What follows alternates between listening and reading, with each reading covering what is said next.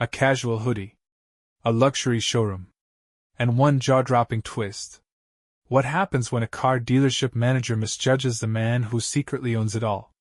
Darrell pulled into the lot of Prestige Motors, the flagship luxury dealership he'd quietly purchased just a few months ago. It was a blazing afternoon in Scottsdale, Arizona, and the sunlight danced off the polished hoods of Bentleys, Lamborghinis, and high-end SUVs. Instead of pulling into a reserved space, he left his modest SUV at the edge of the lot, intentionally avoiding attention. He stepped out wearing a simple gray hoodie, faded jeans, and sneakers. His outfit wasn't a mistake, it was strategic. Today, he didn't want red carpet treatment. He wanted to observe how his employees behaved when they thought no one important was watching. As he walked into the dealership, the chill of the air conditioning was a sharp contrast to the heat outside. The scent of new leather and wax hung in the air, and the glossy showroom floor reflected every beam of overhead lighting. A few employees near the reception desk paused their small talk as Darrell entered. Their smiles faded ever so slightly. Their eyes swept over his clothes, and the vibe in the room shifted. That was when she appeared, Susan. Middle-aged, sharp jawline, sharp attitude. She wore a fitted navy blazer and heels that clacked across the floor like a metronome.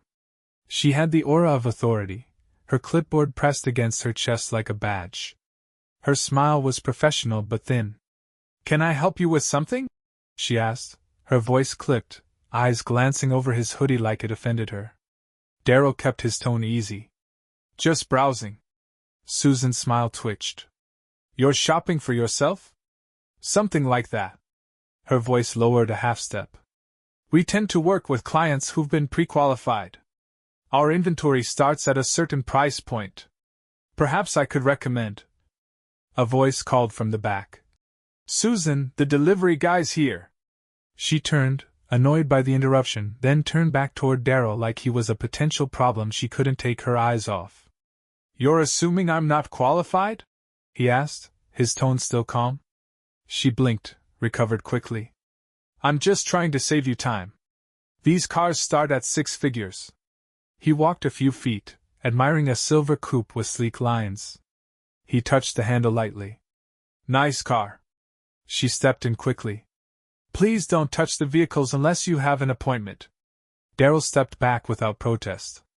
"All right then. What would you recommend for someone like me?" Susan's face froze for a moment. She gave a tight laugh. "Well, maybe something more in the pre-owned category." Darrell smiled, but it was the kind of smile that meant something else. "That's quite the assumption. I'll get a list for you," she said and walked away fast, clipboard in hand like a shield. Darrell turned back to the car. His reflection in the polished hood stared right back. Oh yeah, this was going to be interesting. She returned with a printout of cars well below the dealership's typical inventory: used sedans, older SUVs, compact hybrids. Nothing wrong with them. But everything about it screamed, "This is all we think you can afford." "I'm just being honest," she said when she handed it over. "This isn't the kind of place for everyone." Darrell nodded thoughtfully. "Honest, huh? I respect that. So how about this? Let me speak to the owner." Susan's face dropped a shade. "The owner's not available today. Maybe give them a call," he replied, still easy. "I think they'll want to know I'm here." Susan stared at him like he'd lost his mind. "Sir, I think it's time for you to leave. I have other clients to attend to." "Otherwise what?" he asked, still calm, though firmer now. "I'll have to ask you to leave." Darrell slowly reached into his pocket. "Okay," he said, pulling out his phone. "I'll just make the call myself." "What are you doing?" "Calling the owner." Now everyone was watching. Employees had paused. Conversations had gone quiet. Darrell turned slightly and spoke into the phone. "Yeah, it's me. At the dealership. A bit of confusion. Could you stop by?" He put the phone away. "They'll be here soon." Susan stared at him, lips parted. "Who did you just call?" Darrell didn't answer. He looked around the showroom and said with a shrug, "Guess we'll find out." Minutes passed. Susan fiddled with her clipboard. Darrell leaned against one of the luxury SUVs, perfectly relaxed. Then, the front doors opened. A tall man in a tailored navy suit walked in, crisp and confident.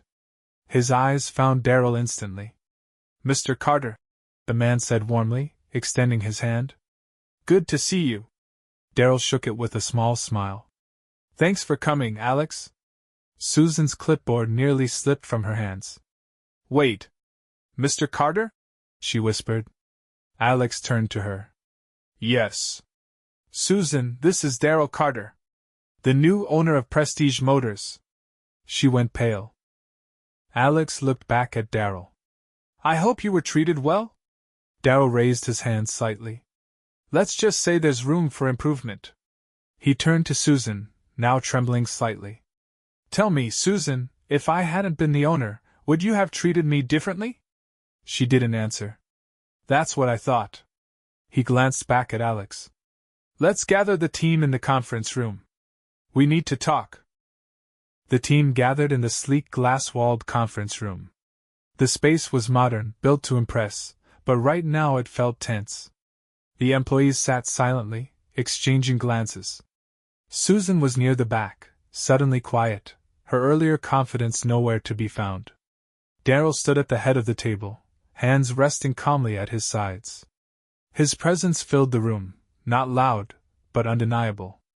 "Thanks for joining me," he began, voice steady. "For those who don't know, my name is Darrell Carter. I'm the new owner of Prestige Motors." A ripple of surprise spread across the table. Some employees straightened. A few lowered their eyes. Susan didn't move. "I came here today dressed in a hoodie and sneakers. I did it on purpose," he continued. "I wanted to see what happens when no one knows who I am. I wanted to experience what a customer might feel if they don't look like they belong." He paused, letting the silence do its work. "What I felt," he said slowly, "was judgment." He didn't look at Susan. He didn't have to. Her expression said enough. "This isn't about one person," Darrell said. "It's about culture. About assumptions. About whether we treat people based on appearance or with genuine respect." A younger salesperson raised his hand. "Mr. Carter, I think most of us try to treat people fairly. But sometimes, it's hard not to make snap judgments." Darrell nodded. "We all have bias. That's human. But excellence isn't just about selling high-end cars. It's about creating an experience that lives up to the brand. And that starts with respect." He walked slowly to the other side of the table. "From today on, this dealership will operate under new standards. Standards that don't allow people to be sized up by what they wear, what they drive, or what they look like." There was a quiet murmur of agreement. Still, not everyone looked fully comfortable. Darrell's eyes settled on Susan. "Susan," he said gently, "would you like to say something?" All eyes turned to her. She swallowed, her voice shaking. I misjudged you. I'm sorry. I really am." Darrell studied her for a moment, then nodded. "Thank you for saying that. But this moment isn't just about apologies. It's about awareness. And change." He turned back to the group. "There will be new training, new expectations. If you're here for more than just a paycheck, if you're here to grow, I'll support you. But if respect isn't part of your approach, this may not be the right place." The room was silent again. No one objected. Darrell's tone softened. "I didn't come here to embarrass anyone. I came to understand what we're building. And now, I want to build something better." He looked back to Susan. "You're experienced. You've built a career here. But today was a wake-up call. For you, and for all of us." Susan nodded quietly. "I understand. And I want to make it right. I believe in second chances," Darrell replied. "But accountability comes first. We'll talk more one-on-one." He stepped back from the table. "We don't just sell cars. We represent something bigger. If we lead with integrity, success follows." This time, the energy shifted. The team sat a little straighter.